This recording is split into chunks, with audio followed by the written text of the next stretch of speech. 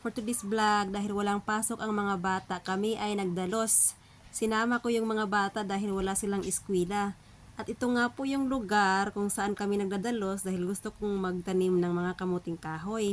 At banda dito guys, makikita nyo na malaki na ang akong nadalusan.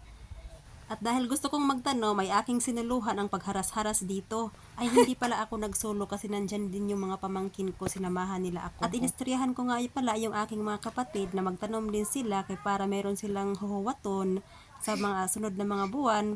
Kung wala silang kwarta, pwede silang kumaon ng balanghoy o kamote. Ang isa kong kapatid ay nagtataka, siya ay nabigla nga ako daw ay mag-uma kasi daw kailangan daw yan ng kalabaw para pagtanim.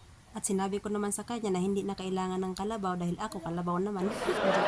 Ako wala naman akong ginagawa kaya ako na lang ang magiging kalabaw. At sa puntong ito ay tumaligsik ng gamay kaya yung mga pamangkin ko ay tumatago sa mga gilid para dili sila mabasa.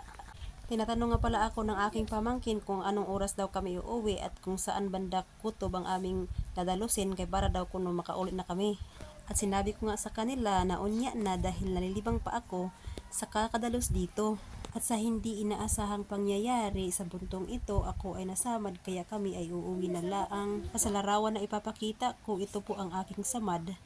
Sana all.